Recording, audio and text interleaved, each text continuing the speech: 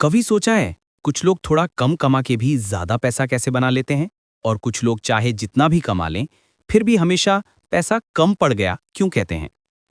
क्या सच में पैसा कमाना एक मैथ्स का गेम है या एक माइंड का game.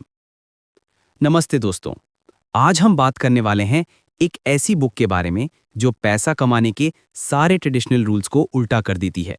The psychology of money by Morgan Housel. ये किताब बताती है कि पैसा समझने के लिए फाइनेंस पढ़ना जरूरी नहीं, लेकिन अपनी सोच और अपने इमोशंस को समझना बहुत जरूरी है। चलो दोस्तों, बिना टाइम वेस्ट किए चलते हैं चैप्टर बाय चैप्टर और समझते हैं पैसे के पीछे छुपी सोच। Chapter 1, no one's crazy. कोई भी पागल नहीं होता। हर इंसान पैसा को अपने एक्सपीरियंस के हिसाब से समझता है। किसी के लिए स्टॉक मार्केट कसीनो है तो किसी के लिए अपॉर्चुनिटी।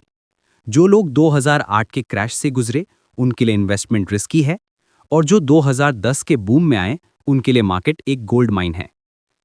लेसन, कोई भी पागल नहीं होता। हर कोई अपने अनुभव के हिसाब से पैसा समझता है। तो अपने डिसीजंस किसी और के एक्सपीरियंस पर मत बनाओ, अपना एक्सपीरियंस खुद बनाओ। Chapter 2, luck and risk. किस्मत और रिस्क दोनों जरूरी।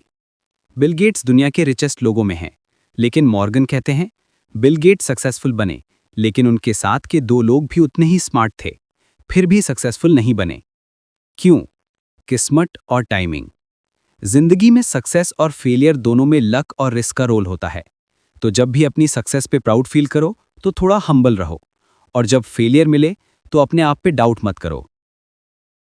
Chapter 3, never enough. कभी भी काफी नहीं होता। ग्रीड का कोई एंड नहीं होता। कई लोग पैसा कमा लेते हैं लेकिन फिर भी और ज्यादा चाहते हैं, और इसी ग्रीड में सब कुछ खोना पड़ता है। रिमेंबर, इनफ का मतलब है जितना आपको खुश रहने के लिए चाहिए उससे ज्यादा नहीं। जो लोग इनफ समझ जाते हैं वही असली रिच बनते हैं। Chapter 4, confounding compounding. चमत्कारी कंपाउंड इंटरेस्ट। आइंस्टाइन ने कहा था कंपाउंड इंटरेस्ट दुनिया का 8वां वंडर है। मॉर्गन कहते हैं वेल्थ बिल्ड होती है टाइम के साथ, नॉट ओवरनाइट। वॉरेन बफेट की 80% वेल्थ उनके 65 के बाद बनी। क्यों? क्योंकि उन्होंने बस कंसिस्टेंटली इन्वेस्ट किया और टाइम को अपना दोस्त बना लिया। लेसन, जल्दी शुरू करो और पेशेंस रखो। कंपाउंड इंटरेस्ट स्लो लगता है पर मैजिक करता है। Chapter 5, getting wealthy versus staying wealthy. पैसा बनाना एक स्किल है, लेकिन पैसा संभाल के रखना एक और बड़ी स्किल है। वेल्थ के लिए रिस्क लेना पड़ता है, लेकिन वेल्थ बचाने के लिए फियर और डिसिप्लिन दोनों चाहिए।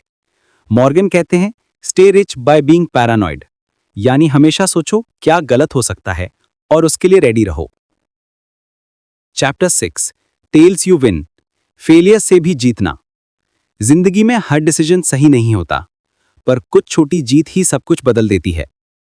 एग्जाम्पल, Amazon ने 20 आइडियाज ट्राई किए पर बस 3 चले, और उन 3 ने पूरी कंपनी बदल दी। लेसन, हर छोटी फेलियर से घबराओ मत। कुछ आइडियाज फेल होंगे पर एक बड़ा आइडिया सब कुछ बदल देगा।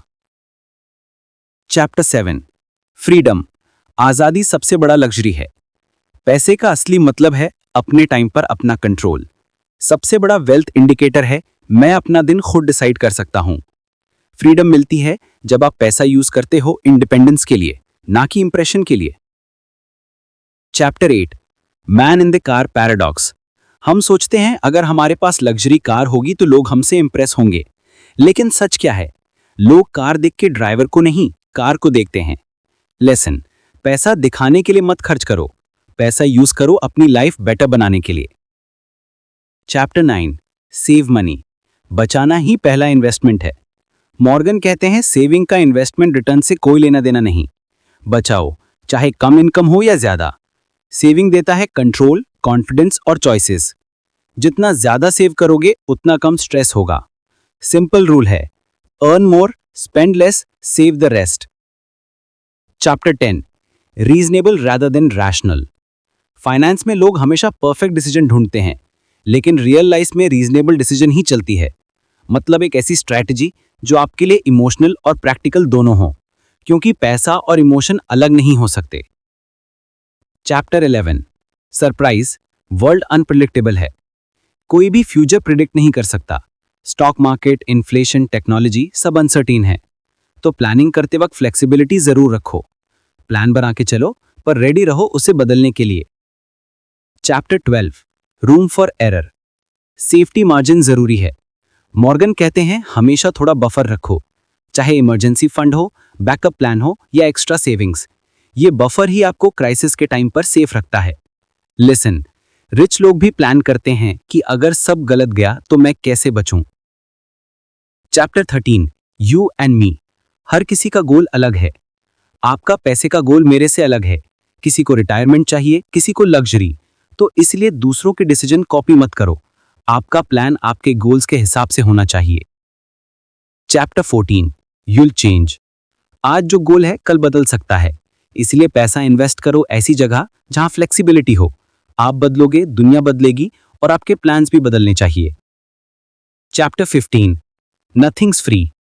हर वेल्थ का एक प्राइस होता है, पेशेंस, रिस्क और स्लीपलेस नाइट्स। लेकिन अगर आप वो प्राइस देने को रेडी हो तो सक्सेस पक्की है। मॉर्गन कहते हैं every gain has a hidden cost, pay it willingly. Chapter 16, you are not alone. सब सीख रहे हैं। फाइनेंस कोई रेस नहीं है, सब अपने लेवल पर सीख रहे हैं। बस कंसिस्टेंसी रखो और अपने पेस पर ग्रो करो। Conclusion, real richness. तो दोस्तों, द साइकोलॉजी ऑफ मनी हमें ये सिखाती है कि पैसा बनाना सिर्फ नॉलेज से नहीं, बल्कि राइट माइंडसेट और पेशेंस से होता है। रियल वेल्थ है freedom to live life your way, peace of mind और gratitude for what you already have. आखिर में याद रखो, being rich is having money, being wealthy is having time. अगर आपको ये वीडियो पसंद आई हो तो लाइक जरूर कीजिए, अपने दोस्तों के साथ शेयर कीजिए और कमेंट में बताइए आपके हिसाब से वेल्थ का मतलब क्या है। मैं हूं आपका नाम। मिलते हैं नेक्स्ट वीडियो में एक और पावरफुल बुक के साथ। तब तक के लिए सोचो समझ के पैसा बनाओ और उससे भी